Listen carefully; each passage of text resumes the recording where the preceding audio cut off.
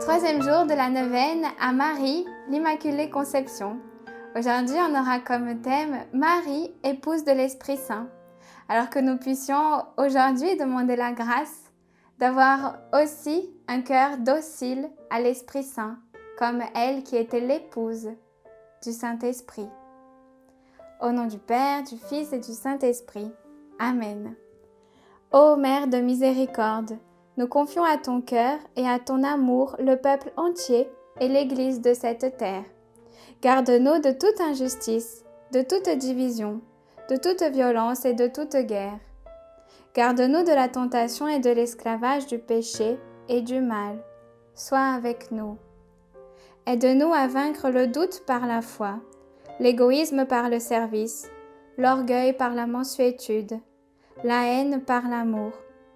Aide-nous à vivre l'Évangile et la folie de la croix, afin de pouvoir ressusciter avec ton Fils à la vraie vie, avec le Père, dans l'unité de l'Esprit Saint.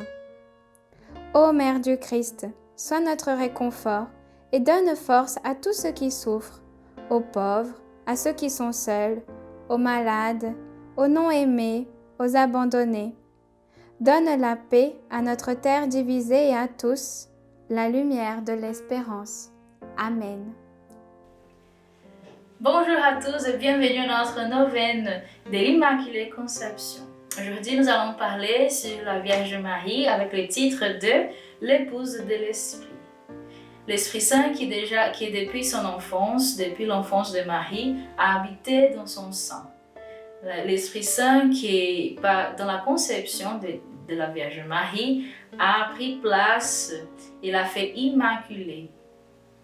C'est pour cela que l'ange, quand vu Marie, il a dit « Réjouis-toi, comblée de grâce ». Elle était déjà pleine de grâce depuis toujours, parce que c'était le désir et la volonté de Dieu qui est d'avoir Marie comme mère de son Fils.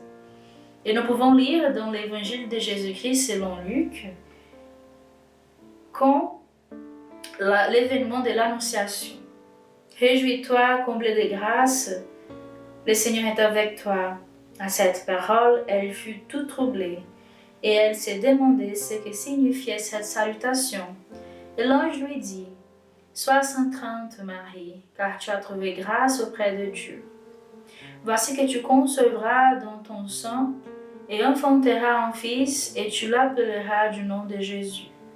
Il sera grand et sera appelé fils du Très-Haut. » Mais Marie dit à l'ange, « Comment cela sera-t-il puisque je ne connais pas d'homme ?» L'ange lui répondit, « L'Esprit Saint viendra sur toi et la puissance du Très-Haut te prendra sur son ombre. C'est pourquoi l'être saint qui naîtra sera appelé Fils de Dieu. » Marie dit alors, « Je suis la servante du Seigneur, qu'il m'advienne selon ta parole. » La Vierge Marie, dans ces moments-là, elle a dit oui à la demande du Seigneur. Dans ces moments-là, l'Esprit Saint se penche vers Marie. Elle est couverte par l'ombre du Très-Haut. Dans ces moments-là, l'Esprit Saint vient et prend place comme époux de la Vierge Marie. Et Marie a choisi d'être épouse du Seigneur, d'enfanter Jésus-Christ dans son sein. La Vierge Marie qui est comme épouse, qu'elle avait déjà le Saint-Esprit en elle depuis sa conception, elle dit oui au plan de Dieu de salut du monde. Et c'est cet esprit qui a engendré Jésus dans le sein de la Vierge Marie. C'est le même esprit qui est en nous en tant que baptisés.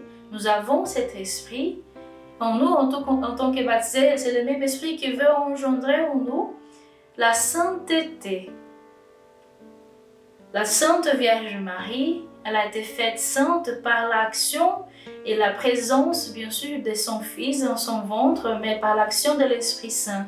Parce qu'elle a choisi d'être âme épouse, de choisir la volonté de Dieu, de choisir davantage se donner au Seigneur, de faire partie de l'histoire du salut, pas pour ses efforts, mais parce que Dieu a voulu et Dieu l'a donné la grâce. Elle était la comble des grâces. Et nous aussi, nous pouvons et nous avons cette grâce de vivre selon la grâce de Dieu, de vivre chaque jour par la grâce de Dieu, en choisissant la volonté de Dieu à chaque moment de notre vie. C'est cela que la Vierge et l'épouse de l'Esprit vient nous apprendre, vient nous dire qu'une vie dans l'Esprit est possible, vient nous dire qu'elle vient intercéder pour nous auprès de Dieu et nous envoyer cet esprit aussi. Vous voyez, où si on supplie à la Vierge Marie la grâce de l'Esprit Saint, bien sûr, qui Dieu va nous donner cette grâce davantage de l'Esprit Saint. Si on supplie à la reine quelque chose, le roi va nous donner. Si on supplie à la mère, le fils va nous donner. Et si on supplie à l'épouse cette grâce d'avoir une vie de sainteté, bien sûr que l'époux va nous faire grâce devant cette supplication. La Vierge Marie est l'épouse de l'Esprit parce qu'elle est une âme épouse. Elle a choisi être épouse de Dieu. Et Dieu l'a choisi comme épouse. Et nous aussi, nous sommes appelés à être des âmes épouses. Peut-être que je vous invite à prier à la Sainte Vierge Marie, l'épouse de l'Esprit, à se laisser toucher, à se laisser engendrer par l'Esprit Saint dans ces temps d'avant.